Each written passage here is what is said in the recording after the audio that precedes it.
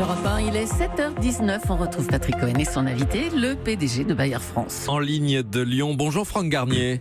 Oui, bonjour. Bayer vient donc de finaliser le rachat de Monsanto, ce qui fait de l'entreprise allemande un géant mondial des pesticides, des engrais, des semences. Qu'est-ce que ça change pour le consommateur, agriculteur, à part la disparition prochaine de l'étiquette Monsanto ? Bayer a toujours été très engagé dans l'agriculture. Nous sommes engagés dans la santé humaine, la santé animale et l'agriculture.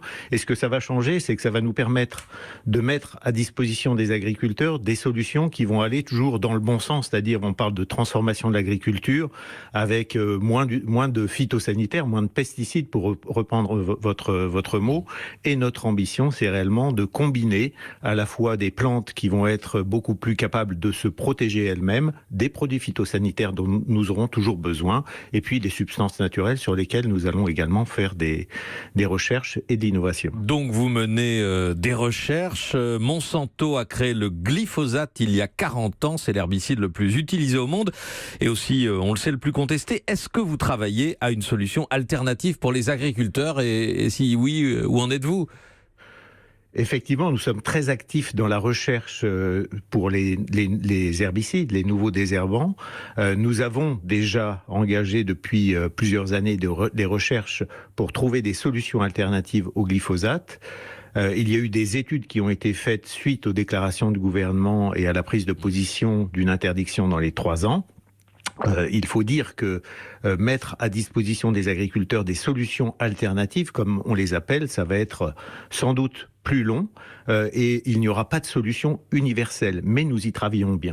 Ça veut dire que si la France interdit le glyphosate dans 3 ans, vous dites, Franck Garnier, qu'il n'y aura pas de solution de remplacement à ce moment-là. Ce ne sera pas au point dans 3 ans.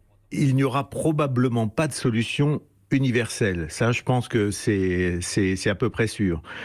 Nous aurons travaillé sur des solutions pour un certain nombre d'usages. Et puis, comme l'a dit d'ailleurs le gouvernement, il est bien possible que sur certains usages, il n'y ait pas d'alternative. Et dans ce cas-là, le gouvernement a dit, à ma connaissance, qu'il ne laisserait pas les agriculteurs sans solution. Donc, il pourrait y avoir des dérogations. Des dérogations. C'est ça. On sait que Monsanto a pesé, influé, parfois manipulé les agences sanitaires. Est-ce qu'il y aura à l'avenir davantage de transparence chez vous sur les études scientifiques autour de vos produits ? Le groupe auquel j'appartiens a développé tout au long de son histoire des valeurs de transparence, d'écoute, de dialogue, de responsabilité.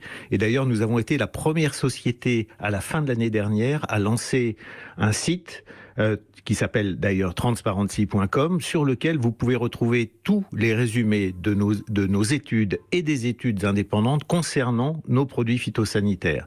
Donc nous avons vraiment pris des initiatives pour être exemplaires en termes de transparence. Et il y a un engagement que je peux prendre, c'est que nous serons également exemplaires en matière de transparence sur tous les produits que nous allons récupérer avec l'acquisition de Monsanto. Donc ça, c'est à la fois pour les produits Bayer et pour les produits Monsanto dans un avenir très proche.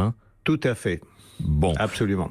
Très bien. Est-ce que Monsanto, l'étiquette sulfureuse de Monsanto, est-ce que vous pensez que c'est une bonne chose de vous en débarrasser, oui ? Alors, nous avons effectivement annoncé que le nom de marque qui resterait, c'était Bayer.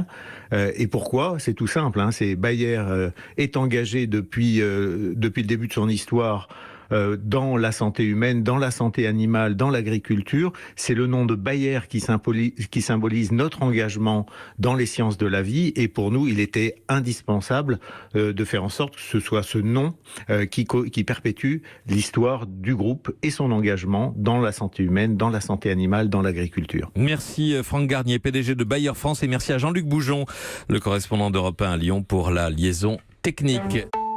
Europe 1.